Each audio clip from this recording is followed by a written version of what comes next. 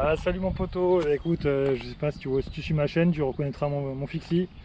Donc je l'ai remis en configuration plutôt course en fait, hein. Du coup j'ai remis un cintre de course. Je garde quand même un frein, le frein du coup à l'avant, par sécurité, mais sinon ça t'oblige vraiment dans cette configuration là à rouler façon Fixie, donc vraiment à anticiper les freinages, à anticiper tes trajectoires. Voilà, j'espère que tu aimeras bien cette petite config. Si tu suis ma chaîne, tu as dû déjà le voir en photo déjà comme ça. Donc pour moi c'est vite fait, hein. Je fais sauter le cintre et potence, tout part avec. Et là le frein était monté, bim bim, en 2 secondes c'est fini.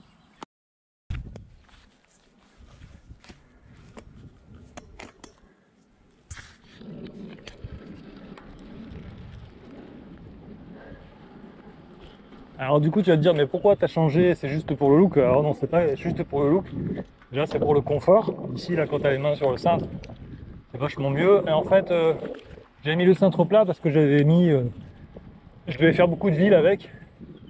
Et c'est quand même plus pratique d'avoir le cintre plat en ville.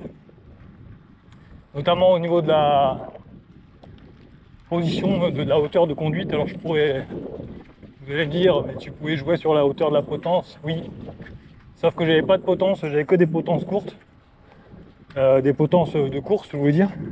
Ça c'est une custom, dessus il y avait une attaque sur l'autre. Donc je m'embête pas, j'ai la potence et le cintre attaché à la potence. Tac, je défais juste la potence et je change l'ensemble, cintre, freinage, tout, j'ai tout. J'ai tout en double, triple, quadruple, enfin tout ce qu'il faut. Voilà, donc j'aurais pu aussi très bien le laisser en, comment on dit, breakless, sans frein. Mais bon, au niveau sécurité, c'est quand même limite. Quand c'est du plat, il n'y a pas de problème. Si tu habites en ville, ça peut passer. Tu peux quand même, tu vois, avec les pédales auto, tu vois, là j'ai dérapé. Hein. Donc tu te stops. Mais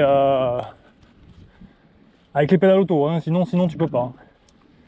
Du coup, tu te stops. Mais si c'est en descente, ça devient plus problématique. Après, c'est bien cette configuration-là parce que ça t'oblige à vraiment, si tu veux freiner brutalement, ça t'oblige de bloquer l'arrière et du coup de forcer sur les jambes. Donc là, ça fait un bon exercice parce que sinon, si tu as le frein arrière, tu es toujours en train de tricher et de faire patiner ton pneu avec ton frein arrière.